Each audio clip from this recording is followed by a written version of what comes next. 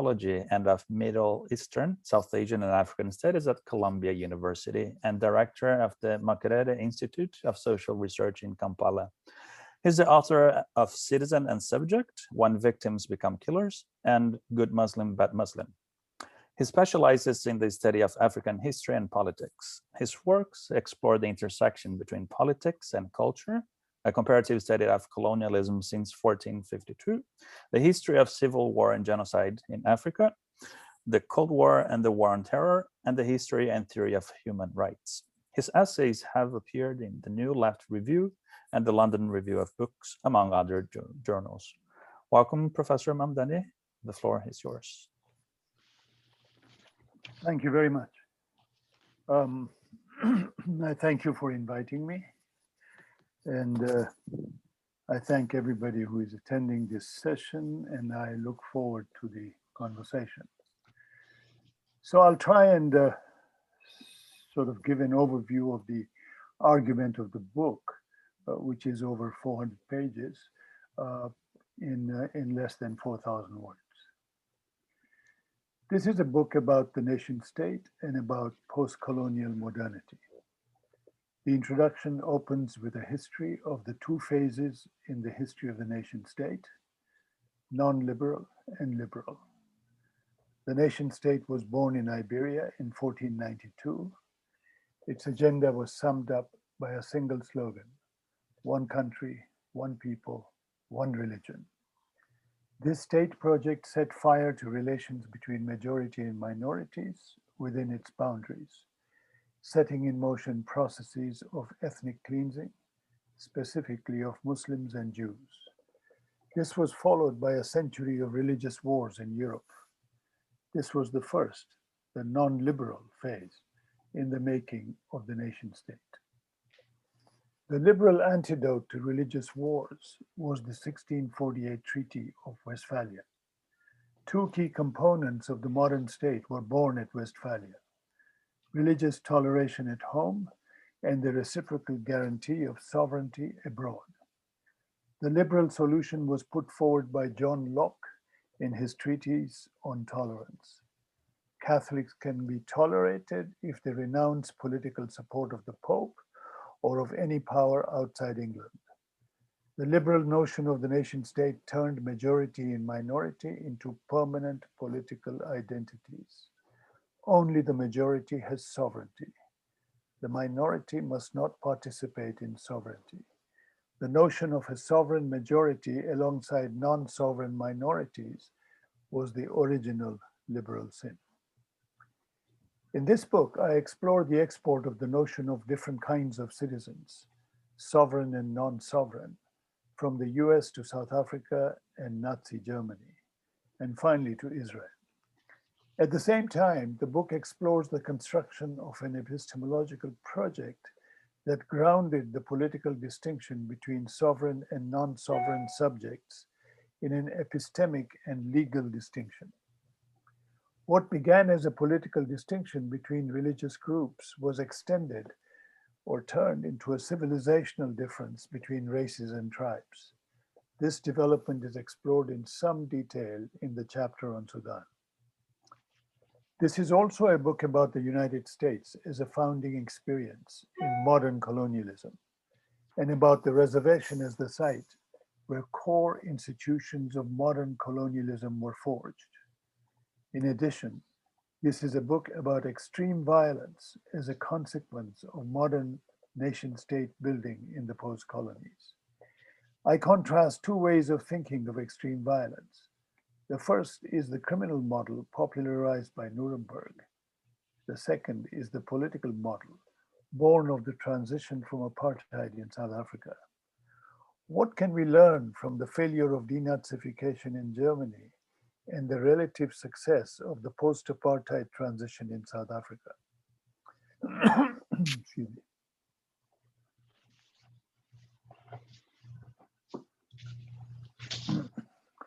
Finally, the book asks, what is transportable in the South African experience? What does South Africa have to teach us? To answer this question, the last chapter takes a fresh look through South African lenses at Israel-Palestine, the most intractable political problem in the contemporary world. In the time at my disposal, I'd like to comment on four issues. The first is an issue of great significance in the US today. How do we distinguish colonialism from racial domination? Second, what is the difference between an immigrant and a settler? This is an issue relevant to all settler colonies, in particular the US, South Africa, and Israel. Third, what does it mean to think of identity as historical and political, born of a particular form of the state, as opposed to something natural and permanent? And finally, I point to the need to think of an alternative to the nation state so as to decouple the nation and the state. What's in a name? How should we name the pre-Columbian communities of the Americas? As Indian or as native? What difference would it make if we renamed the National Museum of the American Indian in DC now as the National Museum of the Native American? Why is it that the 1964 Civil Rights Act did not apply to Indians in reservations, but it did to African Americans and other minorities, so that a separate Indian Civil Rights Act had to be passed in 1968? The two acts are not the same. The 1964 Act is constitutionally binding, whereas the 1968 Indian Act is not. It's only advisory. Reservation Indians are not and have never been rights-bearing citizens of the US in a constitutional sense. The reservation was a creation of the United States. The reservation is a separate polity, separate from the United States. The Europeans who came to America were not immigrants, they were settlers. Whether they seek equality or advantage, immigrants come to join existing polities. Settlers come to displace existing polities and establish their own exclusive sovereignty. Indian reservations are not part of the sovereign state we call the US. In the words of Chief Justice John Marshall, writing in mid-19th century, reservations are, quote, domestic dependent colonies. Politically, the term Indian tribal sovereignty masks colonial domination. Reservation Indians are legally wards of Congress. Reservation authorities are overseen by a vast federal bureaucracy known as the Bureau of Indian Affairs. It is no different from the colonial bureaucracy that governed any indirect rule colony in Africa. The Indian reservation was part of a two-state solution, a sovereign state alongside a non-sovereign protectorate. The two-state solution was Lincoln's contribution in the second half of the 19th century. It claimed to provide a permanent solution for Indians who had survived the genocide. America also originated the notion of differentiated citizenship, with only some participating in sovereignty. Excuse me. Until 1921, Indians were nationals but not citizens. After that, Indians had to be naturalized as citizens. They had to leave the reservation. They had first to be purged as members of Indian polities before they could become US citizens. Africans were enslaved individually and then governed in thousands of plantations. Indians were colonized as a people.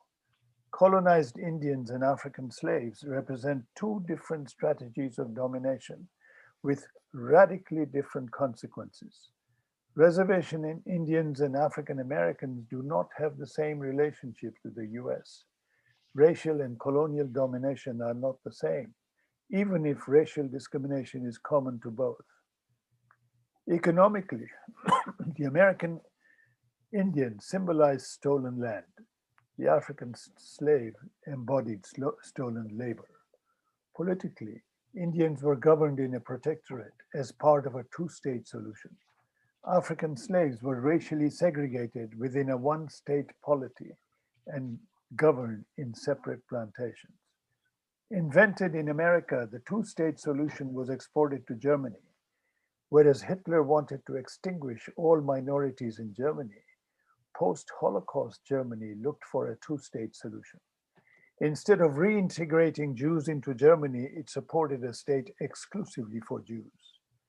The Israelis pushed for their own two-state solution, starting with the Nakba. The Nakba continues today.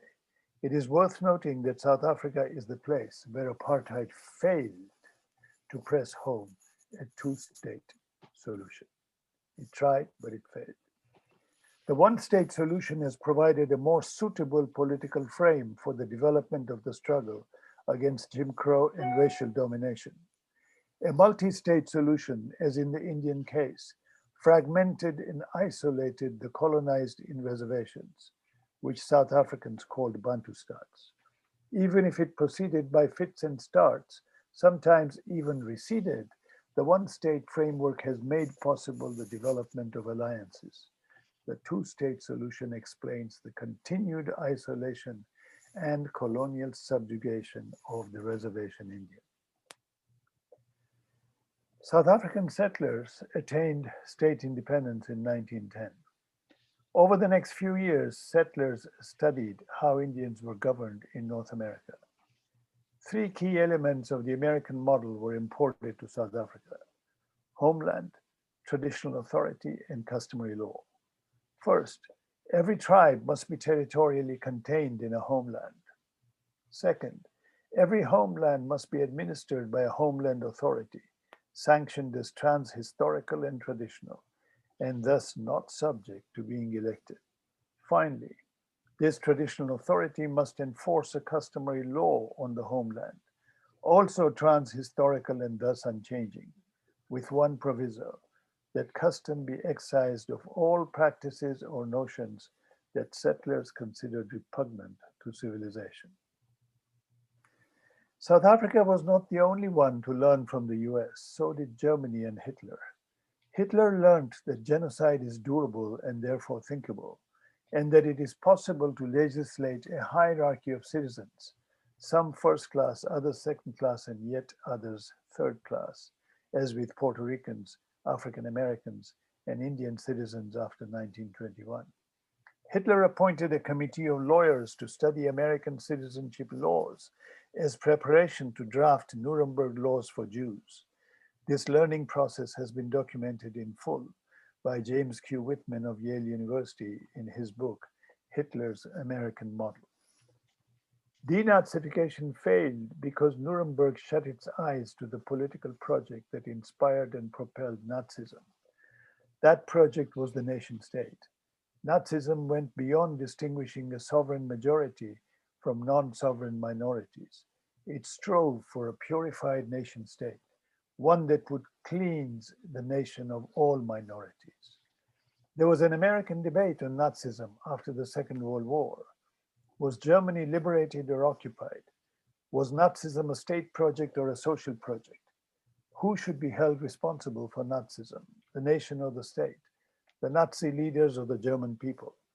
The American consensus was that responsibility for Nazism lay with the German people.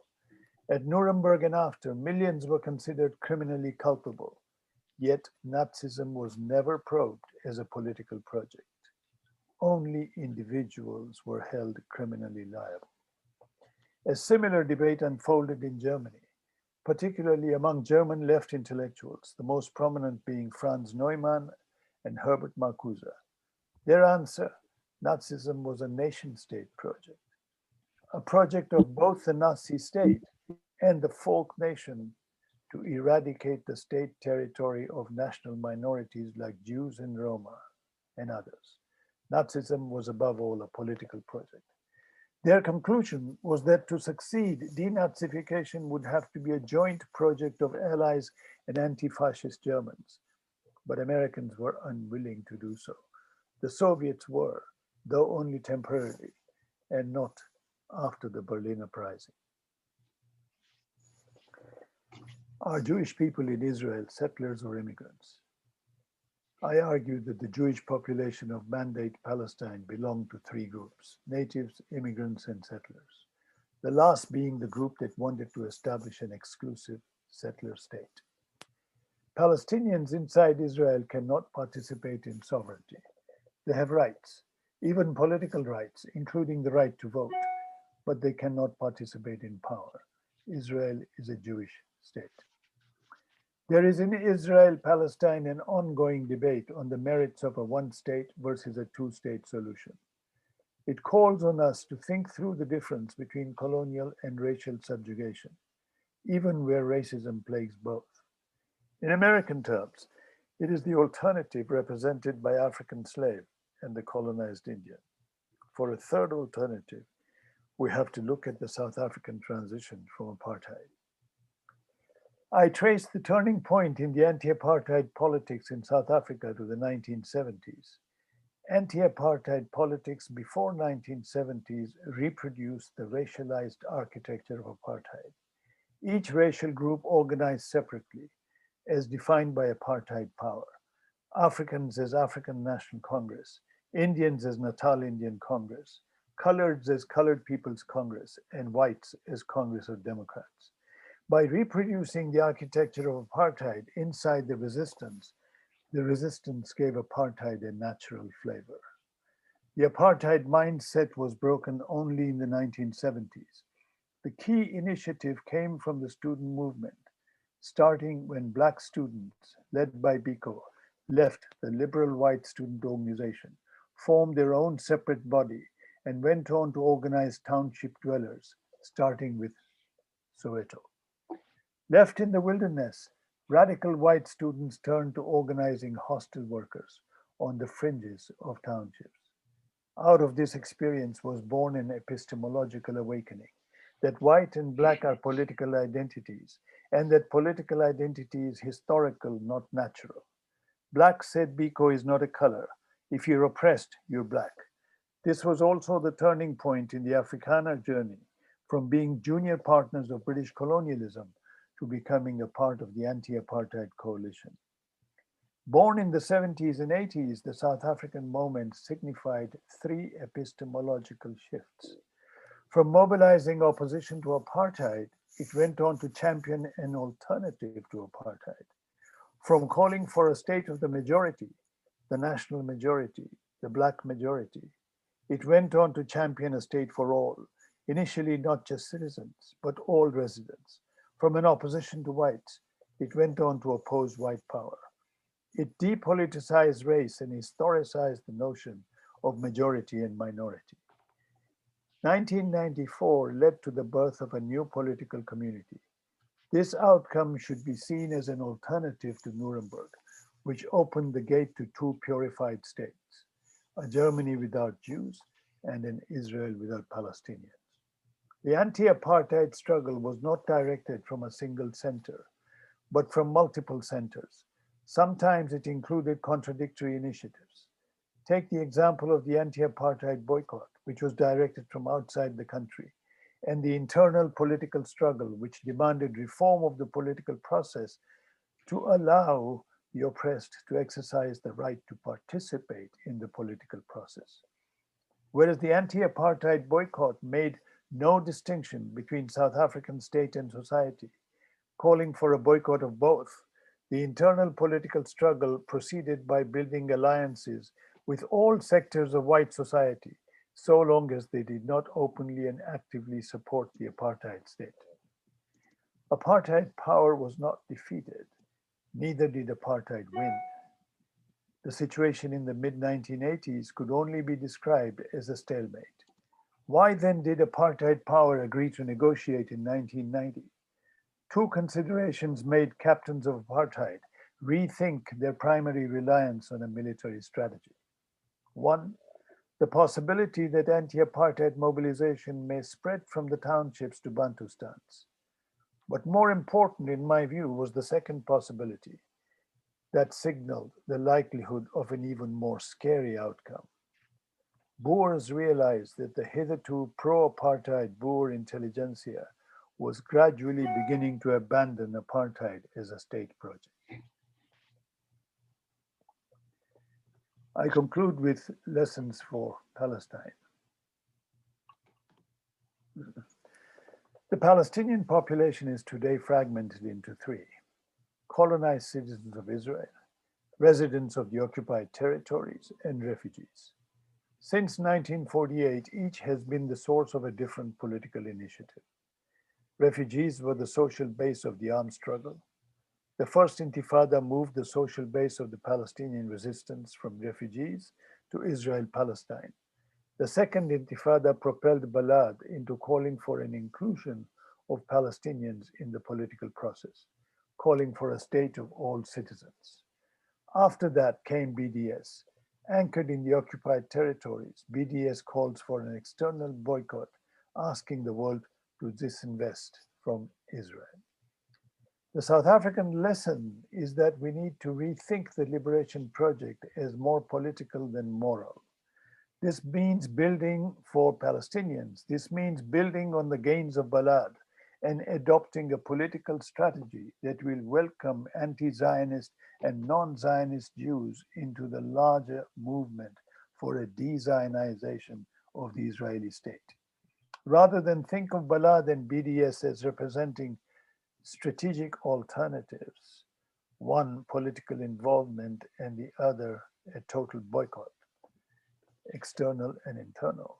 The lesson of the African American struggle is to build alliances within a single state so as to forestall the fragmentation, isolation, and continued colonization as has happened to Indians in North America. That is also the lesson of the South African struggle. Thank you very much.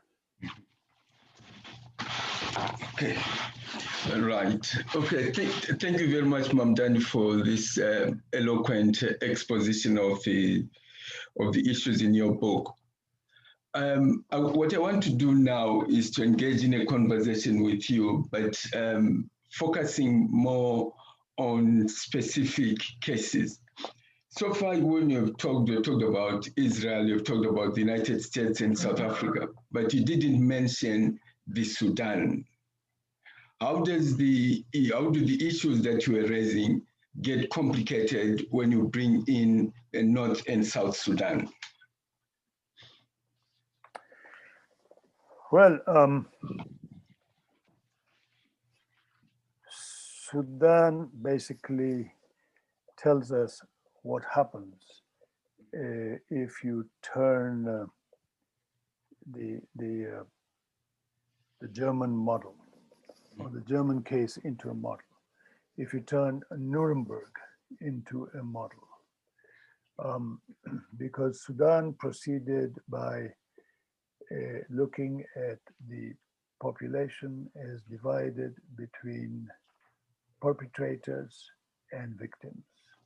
And it called for a separate political solution for both and an individual accountability for perpetrators where possible.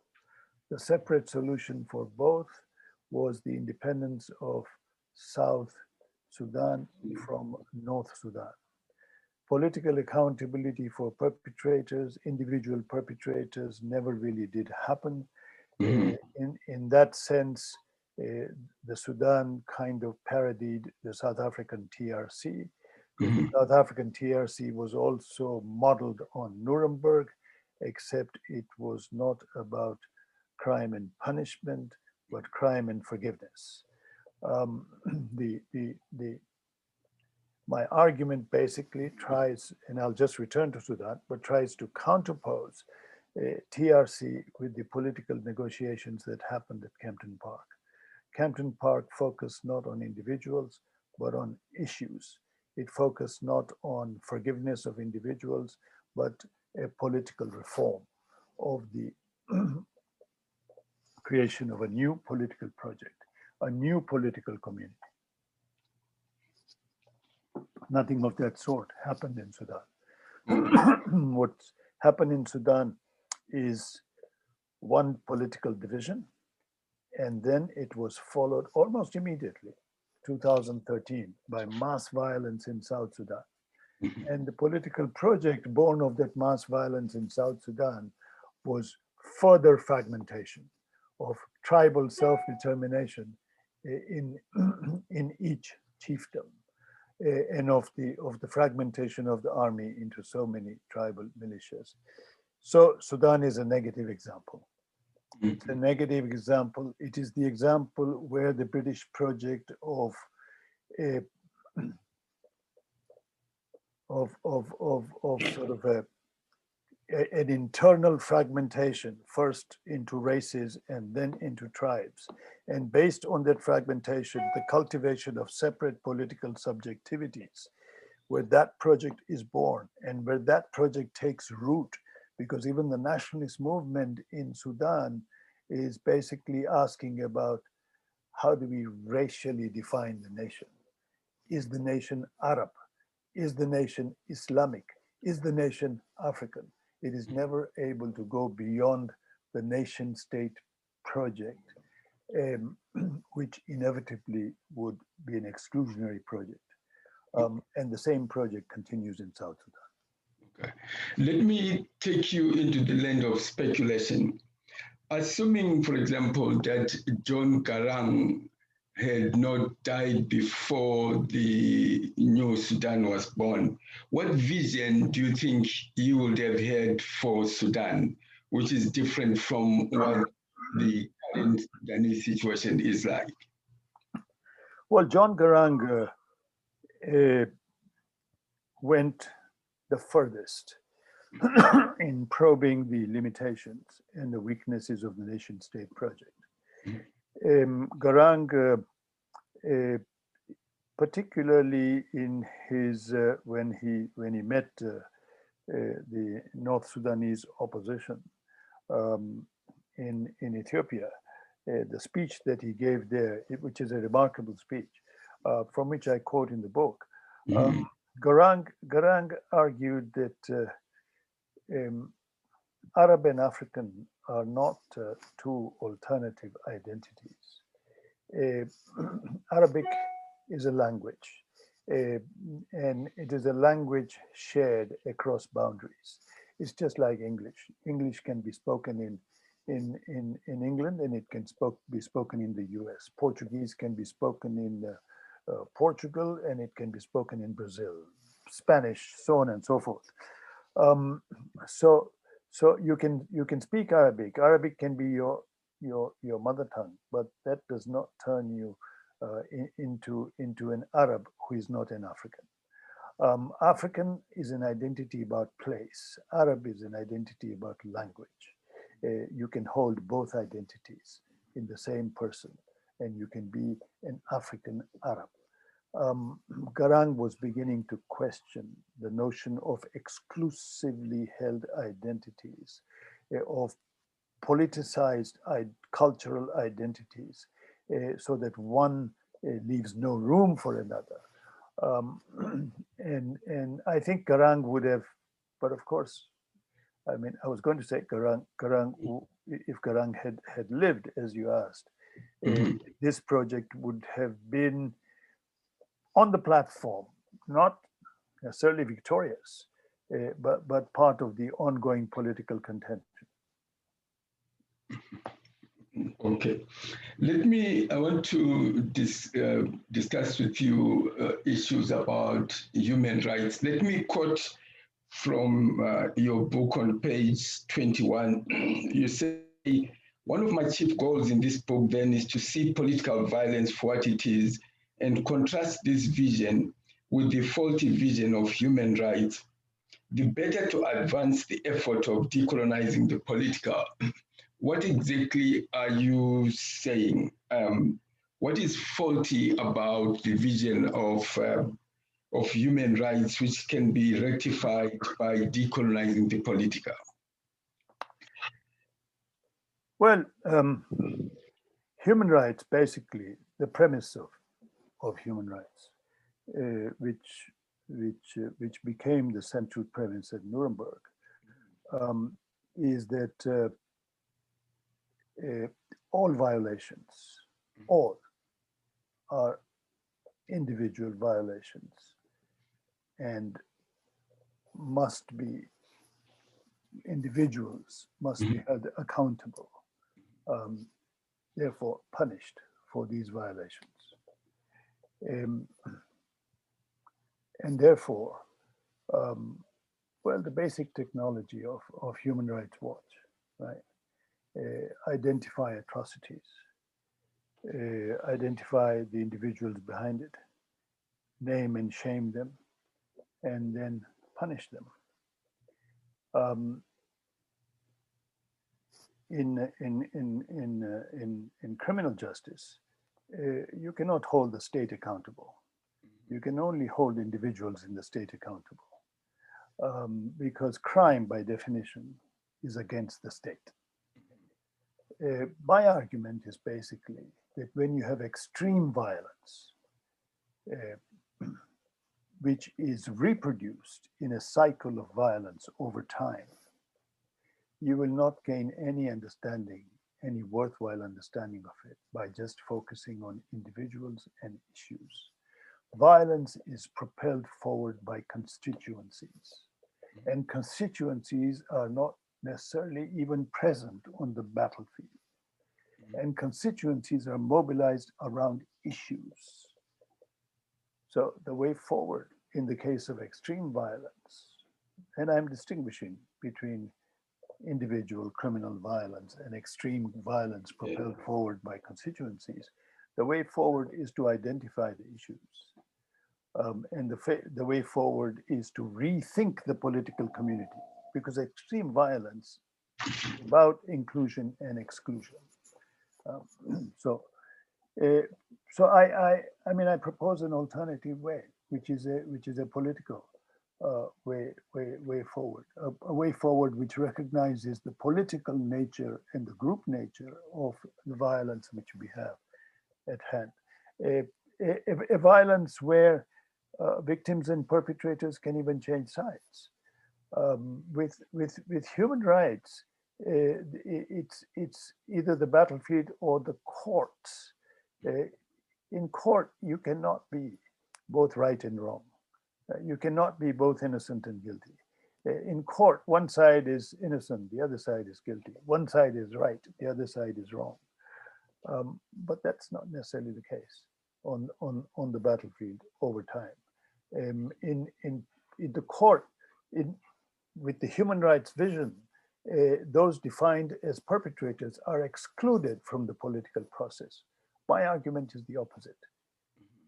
We must include everybody in the political process. We must rethink our notion, our definition of who is a survivor. A survivor is not just a victim who survived. If you just define the victim who survived, you set up the ground for continued violence. The survivor is everybody who survived. Victim, perpetrator, beneficiary, bystander, everybody who survived. That's what the South African process did. Brought everybody who survived around the conference table. I think we need to learn something from it. Okay, right. Let me open it. Magda, do you, I can hand over to you. I'll come back later on to sum up the discussion. That sounds perfect. Thank you very much. Basi, over to you. Yeah, thanks a lot, Prof. Mamdani. We do have one question from Brett. Brett, would you like to ask the question yourself? Sure, and I'll try to keep it short. And so as I was listening to you talk, I kept having a recurring question, which recurs a lot in my life in general. I wondered if you could just expand a little bit on how you distinguish between the state and sort of society or the nation, and like what a polity is, and how those bonds actually work, and what the distinguishing features between them are. And I also wanted to say thank you for bringing up this re-enfranchising idea about survivorship and how all sides need to be enfranchised. So thank you.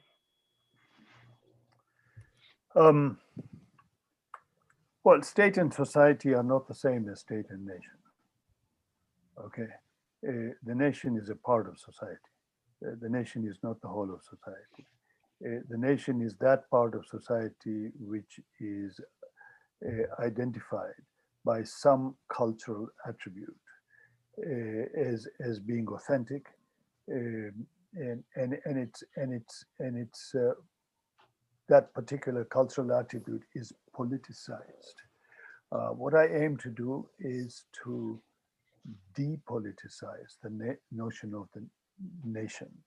And by depoliticizing the notion of the nation, to make the nation non-sovereign, and to change the relationship between state and nation. That is what I mean by decoupling state and nation. I think we need to think through a new mode of politics. I offer South Africa as not a perfect example of it, because the limitations of South Africa are clear. I mean, South Africa has the strength of the South African model is the depoliticization of race, or is the measures taken to depoliticize race. The downside of the South African model is the naturalization of the notion of tribe, is the entrenched politicization of the notion of tribe. So much so that even what is called xenophobic violence in South Africa today is not aimed at the racial stranger. It is not aimed at white people. It is aimed at the tribal stranger. It is aimed at Africans from across the border. It is very interesting, and I think if one were to sort of write about this and explore the trajectory in some detail, the results would be quite interesting. Because in 1994, at the time of the 1994 election, South Africa was a society, well, with migrant labor from across its borders, from Mozambique, from Zimbabwe, from Lesotho, from different places. And the question arose, can these migrants vote? And of course, the migrants were not disenfranchised in the sense that they were a powerful presence in the trade union movement. And the decision was, yes, migrants can vote. And migrants did vote. So that the political rights in 1994 belonged not just to citizens, belonged to all residents. This was the furthest we had reached in decoupling nation and state. After 1994, the momentum was reversed. Katja Buthelezi came in as home minister, right? And immigration regulations began to be established, which step by step made a distinction between resident and citizen. And the build-up to xenophobic violence in South African society has to be seen as something that followed the leadership of the state. Okay, it did not come out of nowhere. It didn't come out of nowhere. So it's I think it's crucial to look through the project we call nationalism. That's really the main point of my book, is to warn us against nationalism. Okay, and to think through a new polity. I don't have much to say about the new polity, because I don't believe in speculative work. I don't believe that the future can be invented in the study of a professor. I think that the most professors can do is to look into real life, actual social movements, actual political movements, and to try and decipher from confused developments, from contradictory developments, the possibility of alternative projects. But these projects have to be taken from the ground, from what exists, not from the head of an intellectual. Thank you.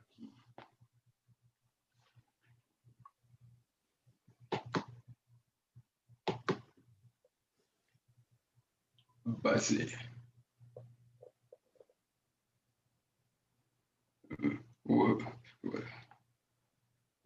We do have another intervention here in the chat box, and it comes from Andrea Filippi, who writes, Regarding your comments on human rights and on political violence, I'm wondering if you wouldn't mind sharing some thoughts on the Dominique Ongwen trial. Thank you so much. Hey, we should talk about the book I wrote, not about the book I didn't write.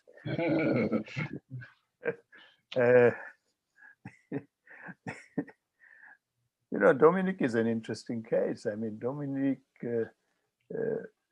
was a child who was kidnapped. Right? He was kidnapped by the LRA. Dominique is not just a perpetrator; he's a victim perpetrator. He's both in one. So, which side of Dominique are you going to address? Are you going to rescue the victim, or are you going to punish the perpetrator?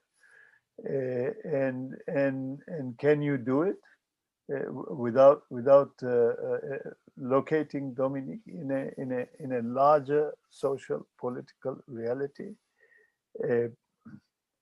I mean, it's very clear that the LRA, even the LRA, was defined by political issues. And this fact came out at the negotiations between the Uganda government and the LRA, negotiations which were sort of moderated by Riek Machar in South Sudan. And negotiations, they reached a successful conclusion, which would be a political settlement to the question, and it was torpedoed by the Uganda government. I mean, here in this case, you can see the downside of the human rights model, not just a focus on individual issues, but a complete blindness to the possibility of the state being the perpetrator, not individuals in the state, but the state, institutions of the state. Okay, if you want to talk about apartheid and you want to discuss laws which prohibit movement, you want to discuss forced enclosures with black spots being eliminated in white areas, etc. How do you hold individuals accountable? State violence. Human rights has no vocabulary to deal with state violence. If you took the Israel-Palestine question, the human rights solution would be what they're trying to do now with the ICC. Okay, hold accountable individuals on both sides for gross violence. And where's that going to take us? Nowhere, because all it will show is that, yes, okay, Israel will not have the kind of immunity that it has had with the American protective umbrella, but you will have an endless number of court cases without changing the political situation on the ground. The way forward is a political solution. Okay, thank you very much. I see Yael Vachel has a question for you as well. Yael, would you like to pose your question? Thank you. So first of all, thank you for your presentation and for helping us to rethink terminology and how to classify and so better make sense of these phenomena.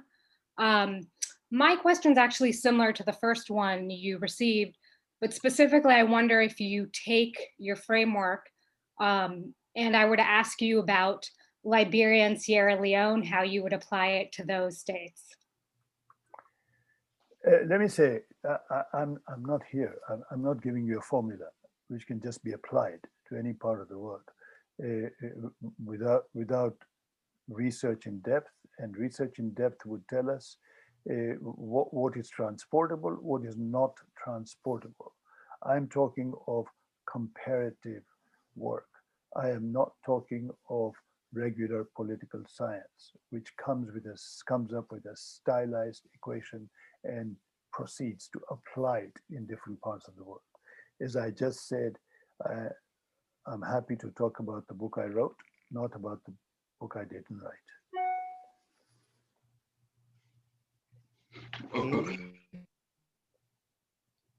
Sinfri, would you like to jump in? Yes, I want to focus on the book that Mahmood wrote.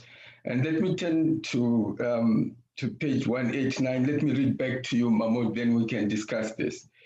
You said that if we focus too much on the missed opportunities for social justice, then we will blind ourselves to the revolution that did take place. This is South Africa, the political revolution. To grasp this, we need to move away from the language of social justice that Mr. employs to the language of decolonization.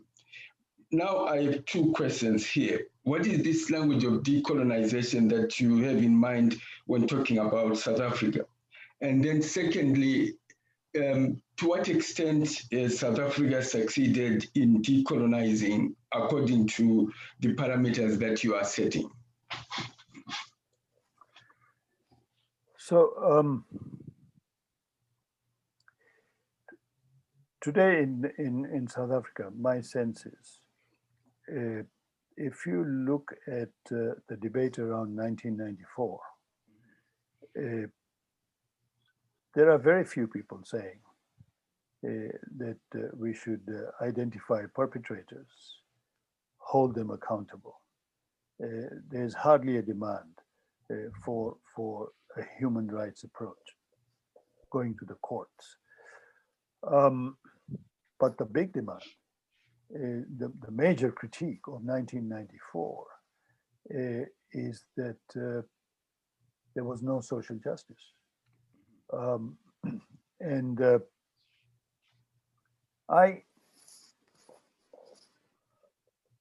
I don't disagree with this at all.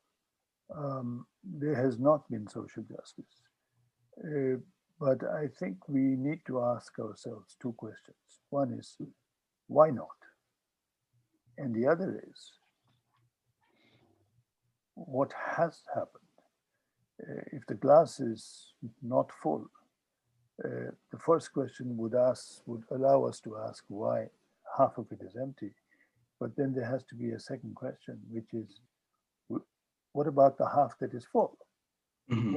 What did we manage to achieve in 1994? So to begin with, the half that is empty, I mean, clearly, there was no revolution in South Africa. What happened was not a revolution. What happened was a deep-seated political reform, but not a revolution. And that deep-seated political reform had a price. And the price was that the beneficiaries were let go. Right? They were let go. Now, not permanently. There were two processes, one that preceded 1994, the other that followed it. The one that preceded were the political talks at Kempton Park. The one that followed it was the TRC. And my critique of the TRC was that the TRC was born of 1994. It didn't precede 1994. The TRC should have prepared the way for after 1994. The TRC should have focused on the question of social justice.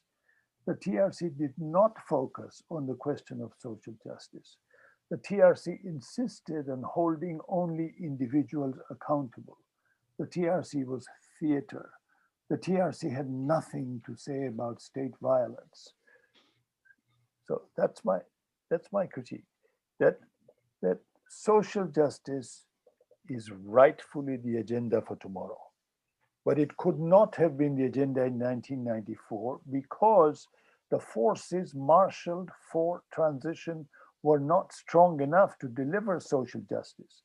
And a demand for social justice would have split the forces which had come together for political reform.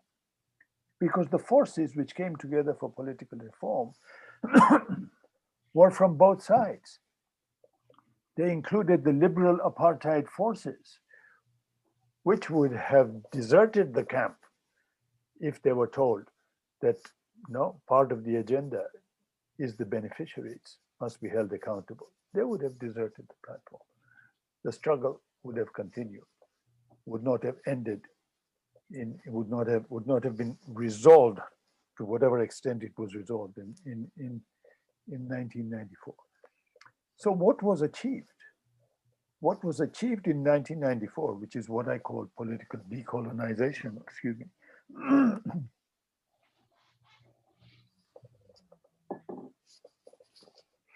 What was achieved in 1994 is, let me just say, sort of make a general statement on decolonization first, because we tend to think of decolonization as something which pits the inside with the outside. Okay, you get rid of the occupying power. You declare an independent sovereign country, political decolonization. I'm talking about. You declare an independent country, and what I'm saying is that really political decolonization has an inside and an outside, and the inside is probably far more significant, because if we look at the political nature of the colonization process, we would realize that the colonization process stabilizes itself by recreating the political community, the internal political community, by fragmenting it, by grounding each fragment in a different epistemology. That race is something eternal, tribe is something eternal.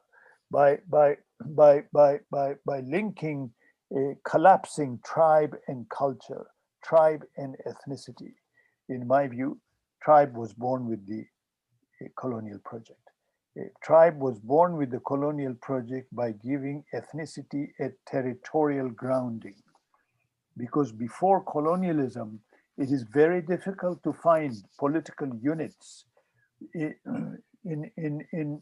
pre-colonial Africa which are seen as exclusively belonging to a nation, tribe, whatever language you use, with those not belonging to the tribe being excluded, being excluded from participation. Every African case I have studied, whether it is of the Amharas or the Nguni or the Swahili or the Hausas, in every case I have never found a segregative impulse. In every case, you can become a Hausa, you can become an Amhara, a Swahili, a Zulu, through a simulation over time. It's a different relationship between the polity and society. So I'm sorry I'm going on and on, but these are some of the thoughts. I hope they are elaborated in the text. Okay. Thank you very much. Teboho is interested in how to address racism, and he cites racism in the US. He would welcome your thoughts on that. And Agri is concerned about the thwarting or the sabotaging of human rights movements in specific countries in Africa, and wonders how such attempts should be responded to. Or perhaps, Agri, would you want to pose a question yourself? Sorry, are you asking me, sir? Yes, I was asking the questioner if they wanted to elaborate on the question.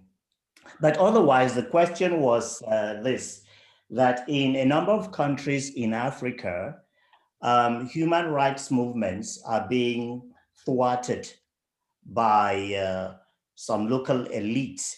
And the question is, how should such societies respond to the thwarting of human rights movements?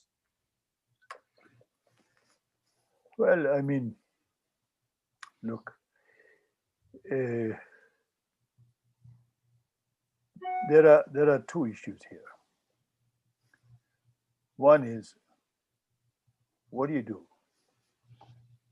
when the state moves against human rights movements, which are identifying particular transgressions by particular state individuals, are cataloging them, are demanding that these individuals be held accountable for transgressing human rights of other individuals.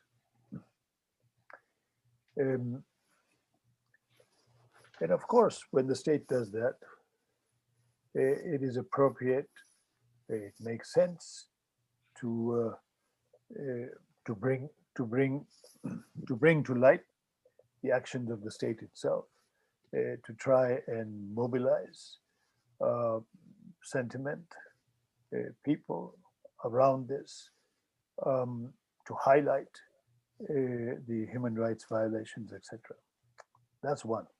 Two is it's also important to see the limitations of doing just human rights agitation, to see the limitations of doing no more than highlighting the transgression of individuals' rights and demanding that individuals in the state apparatus be held accountable. Because when the state moves against human rights movements, it's part of a larger move. It's a larger political move. There is no point in creating a human rights movement which ignores the larger political context. And that larger political context is highlighted by issues. It's highlighted by constituencies behind these issues. And the need to create the lesson, if you focused on it, is the need to create a political movement which goes beyond human rights. Thank you. Okay, thank you. Chanel has a question on the Constitution of South Africa. Chanel, would you want to pose a question yourself?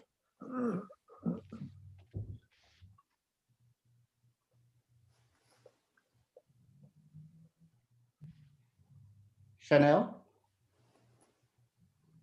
Okay, so the question is on the Constitution of South Africa, and she wonders what would happen if we shifted away from social justice to decolonization. Where does that then leave the South African Constitution? So in other words, what's the relationship, the interplay between decolonization and social justice as you see them in the South African Constitution? Look, the political decolonization, I'm not just talking about decolonization comprehensively, because comprehensively it would include social justice. Political decolonization gives us the possibility of creating a movement for social justice that cuts across racial boundaries and should cut across tribal boundaries. The problem in South Africa is that the Constitution is very alert to the question of rights regardless of race, but is not so alert to the question of rights regardless of tribal identity, because the Constitution enshrines what it calls customary law. And customary law is defined in South Africa, as in every other colony, as tribal law. Customary law distinguishes between members of different tribes, those it enfranchises and those it disenfranchises because they are living in the wrong tribal homeland. It distinguishes between genders, between men it enfranchises fully and women it disenfranchises partly. So the South African Constitution has taken a step forward in terms of political decolonization, but not sufficiently. because whereas it deracializes the notion of rights, it does not detribalize the notion of rights. It needs to detribalize the notion of rights, and then it will create, we will have a political platform for organizing an effective movement for social justice. The Constitution cannot give us a movement for social justice. The Constitution can just give us an enabling environment. The movement for social justice has to come from society. Thank you.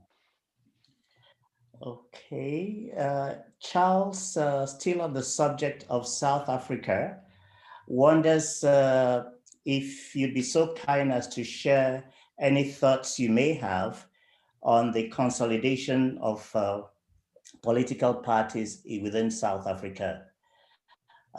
Charles notes that although South African politics is non-racial, it appears to have been reconstituted through the actions of the governing party and its dominance in the legislature. Well, this is moving way away from what I do discuss in the book.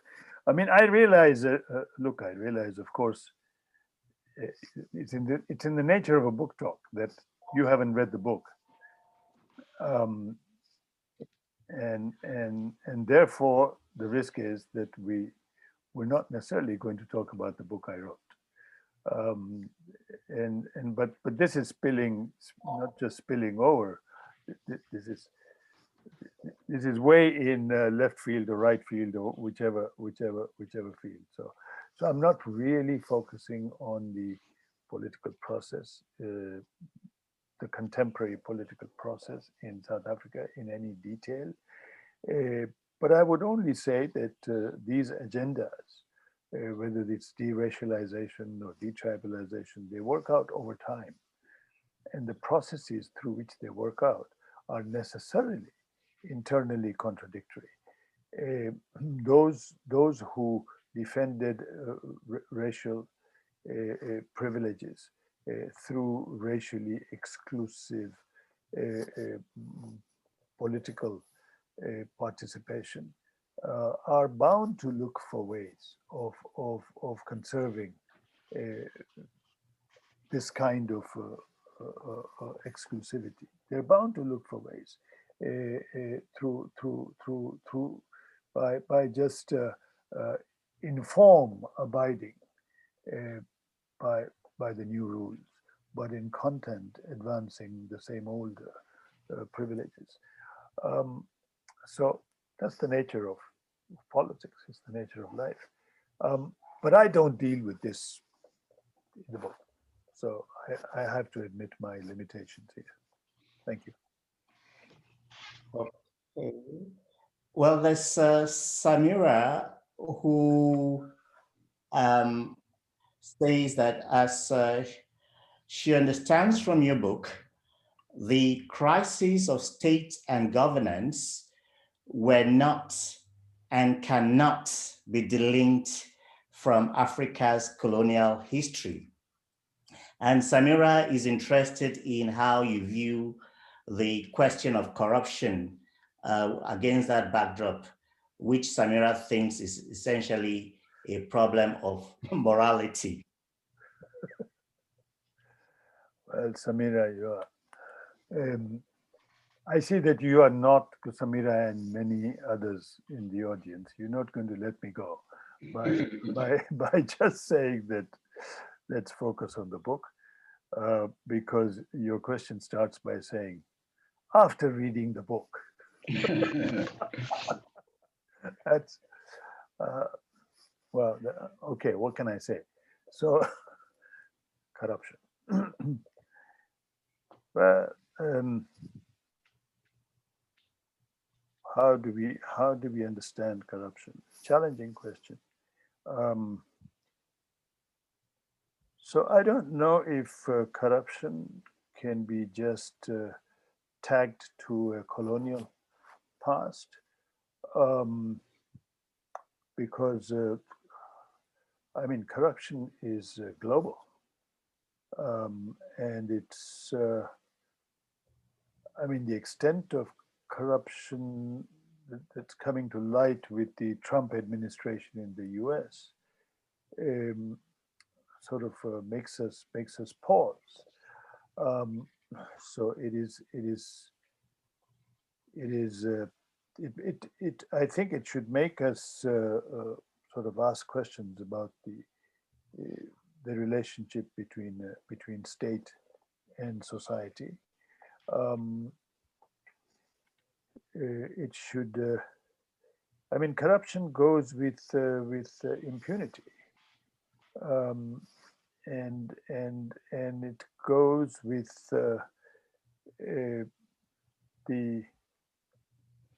an understanding of sovereignty, which may begin by looking at only a part of society as sovereign, the nation as sovereign, and then reduces the sovereignty of the nation to representatives of the nation, and then makes a distinction between representatives in terms of or activities of representatives which can be held accountable and which cannot be held accountable. For example, in the US, you can see that with the growth of an imperial presidency, the president can be held accountable far more easily on his actions which relate to domestic policy, but cannot be held accountable for his actions, cannot be held accountable so easily for his actions which relate to foreign policy. The president is more or less a complete dictator. And you can see this across party lines. You can see how the Clintons sort of sold amnesties, individual amnesties, how the Clintons accepted huge donations from tin pot dictators around the world for their foundation in return for individual favors. And you can see Trump, of course, doing the same thing. The Clintons tried to hide it a bit, but Trump was more or less brazen about it. So that's corruption. So it's, of course, it's individual morality. These are highly immoral persons. But how does individual morality get to play itself out in public policy? That's the more important question in a way, because I mean, those concerned about individual morality only should go to the temple, the church, the mosque, and work there. But if you're interested in public policy, in how public policy creates avenues for those immoral individuals, and how can we change public policy so that immorality is checked, held accountable, then I think we arrive at a different set of questions. Thank you, Samira. Okay, well, thank you very much, Prof. Mahmood Mamdani. There's no doubt that appetite for the book has now been thoroughly whetted, and we will all reach out for the book. But at this point in time, I would like to hand over to Sinfree to sort of round up this part of the engagement. Thank you very much. I want to continue the conversation with Mahmood by focusing on the book as a way of summarizing it. On page 331, you say that the central question in political theory is what constitutes politics. So from your perspective, what constitutes politics? And is the notion of politics that is played out in the US, Israel, South Africa, Sudan, are they all comparable or they are different? Well, to give a brief response, I think the basic question is, how do we define a polity? Okay. This is why the question of how we define a polity comes before the question of social justice. Yes.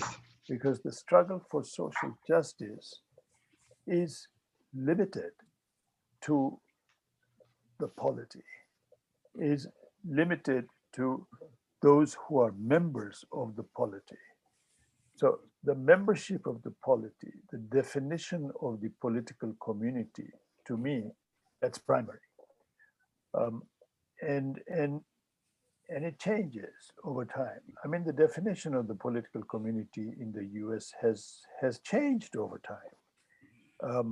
The change has been basically that the white settlers who had established it as basically a community of whites, and even their definition of white was so exclusive.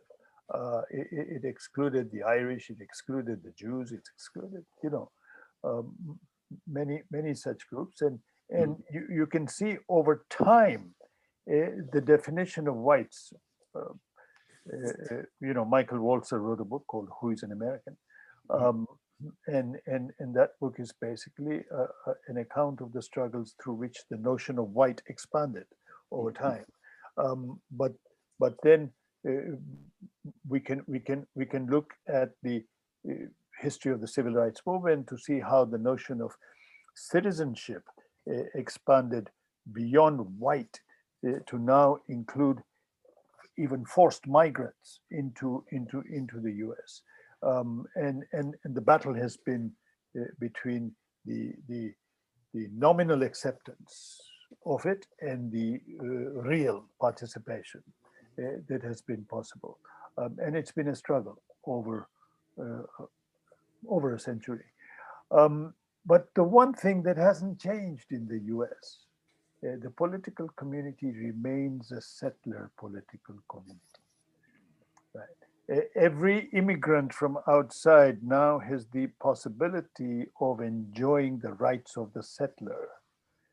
And I call it rights of the settler because there exists in the shadow the native, the reservation native without these rights. That hasn't changed. In Israel, you can see a similar project. I mean, there's this remarkable sort of inflow of the Mizrahim, the Arab Jews, over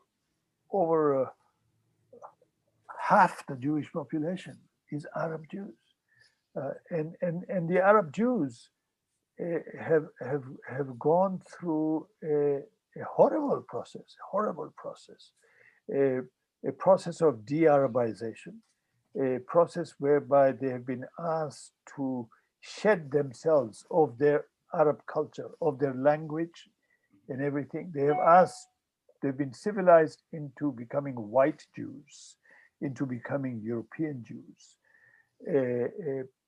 And the Israeli state defines itself formally as a Jewish state, but in real life, who is a Jew is defined by the Ashkenazim,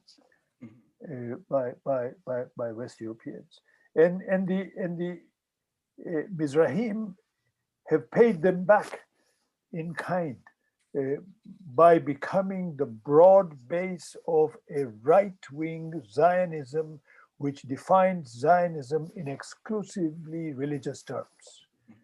The Ashkenazi heritage of a secular Zionism is gone. Right? And the Mizrahim have two enemies, the Palestinian and the Ashkenazim. Not just one enemy. Okay, the Mizrahim have not forgotten the terrible humiliations of the civilizing process. So the polity, well, the Israeli polity is kind of skewed, but it like every settler societies have developed a remarkable capacity to bring in and absorb migrants of all sorts, provided you all agree to put your foot on the native. Okay, that's the minimum agreement.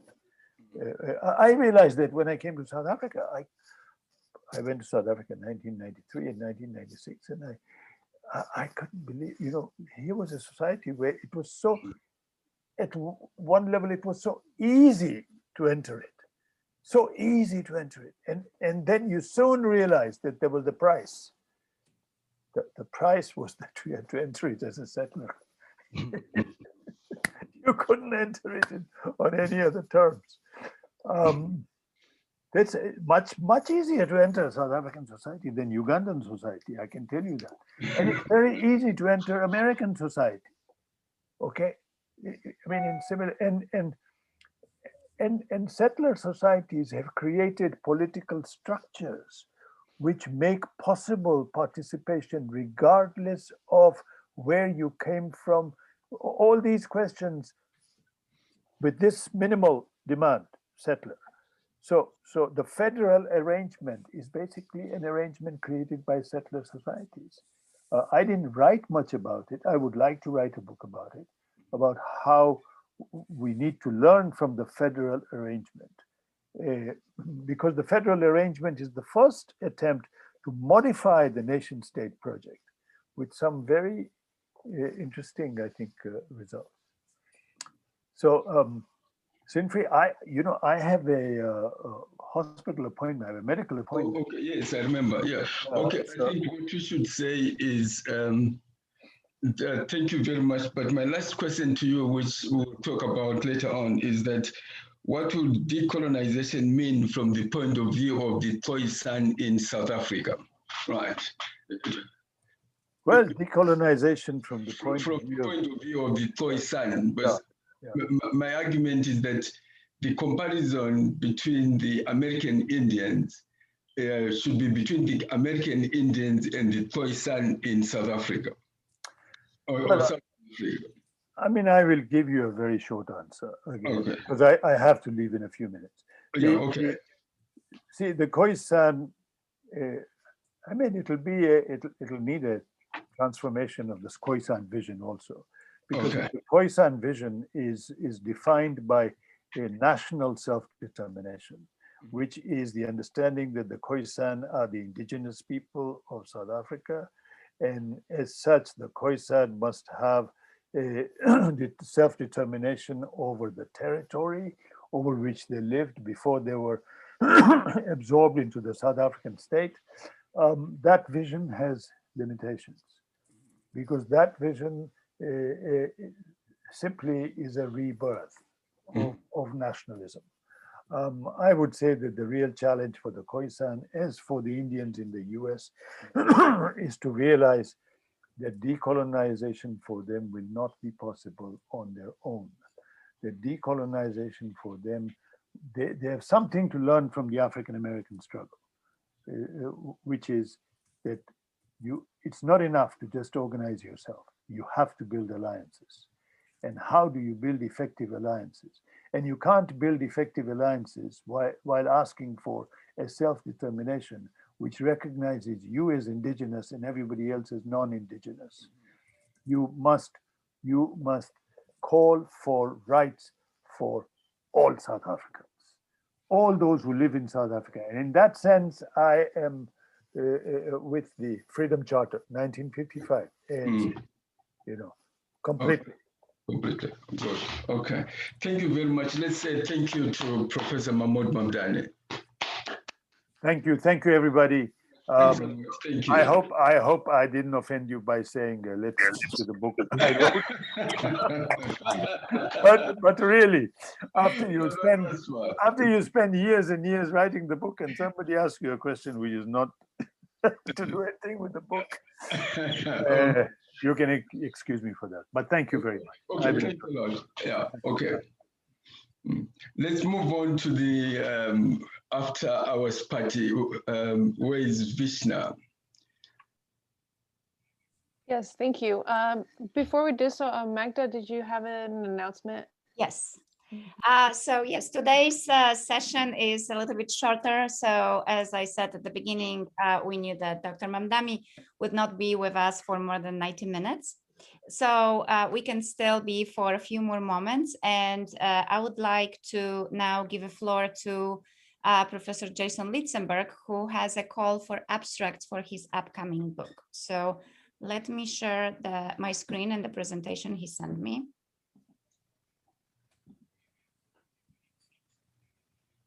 So with you, Jason Litzenberg. So yeah, thank you for taking the time and sticking around after Mamdani's fascinating talk.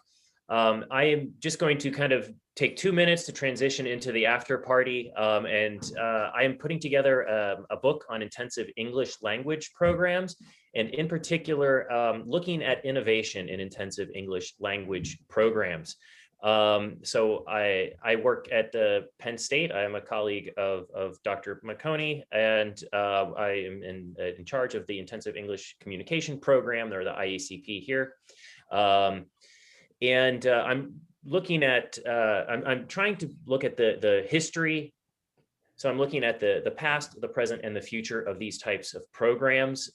Some of the contributions that I already have together in the past, they include a look at the first intensive program. We're also looking at the symbiosis between intensive programs and applied linguistics, and just early practitioner reflections, like what were some of the motivations of individuals who kind of helped start this area of the field. The present is going to be, the second section of the book is going to look at, it is going to be both supportive and critical of current practices in intensive English programs. And then the future is just looking at different ways of moving forward. So kind of looking at what the status quo is right now and what are some alternatives for the future.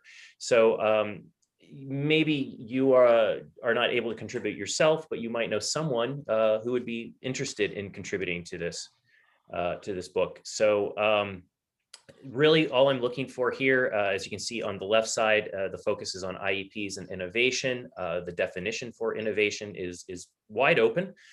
And some of the other themes that I continue to look for, again, this is also wide open, but on the right side there, you can see I'm looking, more contributions on just history, the impact of maybe the post-Anglophone stage. What does this look like as Anglophones are decentered in English education, nativeness as that relates in IEPs, race, social justice, and also things like program operations.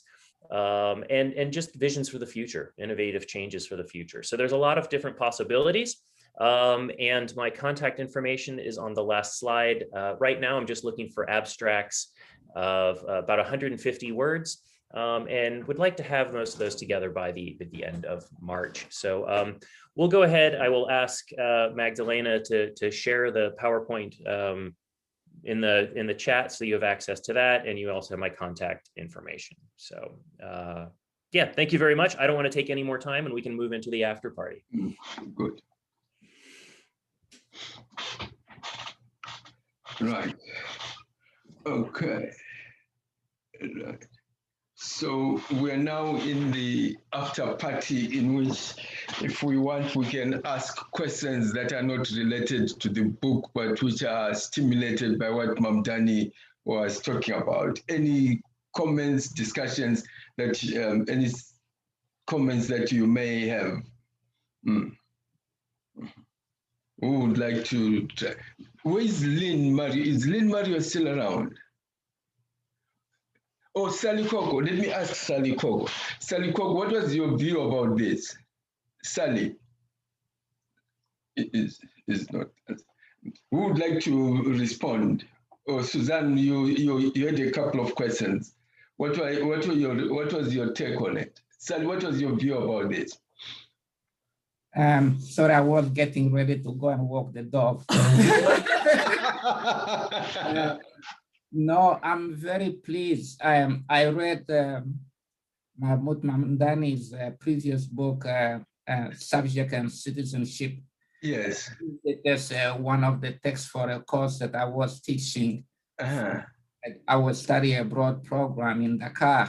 And it really helped us and students put African politics in perspective. Yes. Because it brings back responsibility to African leadership rather than continuing to blame everything on the colonizer, although there is a lot of room left there for the responsibility of the colonizer. And that was really, I found the book very, very well balanced. And I haven't read this book, so I couldn't ask a question on a book that Mamdani has not written, a book that I have not read. But following the discussions, I thought that, first of all, he's a very cautious man. Yes, He yes. doesn't want to talk about anything that he cannot claim any expertise on. Yeah. And I appreciate that very much. But also, for instance, somebody asked him a question about the state versus the nation. I found that question very, very well-grounded, justified, because the terms become confusing, not only in the political science literature, but even in colonial history. Yes, Actually, yes. when you read colonial history, you find many more references to nation than you find to country, polity, and so forth. And polity seems to be a recent term to my knowledge. When I say recent term, that's something that comes up from the middle of the 20th century onwards, and not before. And I think using nation to explain the exclusion of residents from certain political rights and so forth was illuminating for me. I really was wondering how he was going to make the distinction, but I can see politics, state versus nation and so forth. There's a lot of food for thought, and it invites us to be careful about the terminology that we use, and also the subject matter of rights, rights for whom and for what and so forth. We have to be more careful when we talk about this thing. Not that, you declare some rights as not non-legitimate. It's not that. It's a matter of contextualizing rights as you deal with them. The distinction between deep-grounded reform in South Africa versus revolution, and that too I found it very interesting. I thought of what happened in South Africa as a kind of revolution, but I think that Mamdani is right. It's not real revolution as we would think of Haitian revolution. Yes. It's a different kind of thing. There's a lot of continuity in South African politics when you put things in perspective, because a lot of the concepts that have been inherited, there are a lot of concepts that are still the legacy of not only the apartheid regime, but also the British rule before the apartheid regime. And after reading Mamdani's book and my travel in Southern Africa, and for that I had to read quite a bit of the history of Southern Africa, it really helped me put things in a different perspective. We tend to blame apartheid for everything, when we should actually be blaming the British colonial rule. And because South Africa has the distinction of having layers of colonization. Yes. And as I explained in my 2001 book, The Ecology of Language Evolution, you have the Bantu layer of colonization, which collided with the Dutch layer of colonization, but also the British layer of colonization. But the British layer of colonization stratifies everything. And I think it was Cecil Rhodes who introduced the homeland system. It was not the apartheid regime that introduced that. And that too, I like it very much. And just one last comment. a lot of people tend to compare South Africans to African Americans. Mm-hmm. And I have disputed that. I think that it's the wrong comparison, that is based on race and not based on the experience of people. And I was happy to hear Mamdani compare Black South Africans with Native Americans. Yeah. Because when you put it in the context of homeland and so forth, that's really what things are. And the main difference is that whites in South Africa were not numerous enough to convert Black South Africans into a demographic minority. Yeah, yeah. And the counterparts of African Americans are, for me, South African Indians. Yes, yes. And then, you know, if you are a linguist, people also speak of South African Indian English Yes, and yes. African American English. So my take on this is really very positive, and I am putting the recent book on my reading list. Yeah, do read it.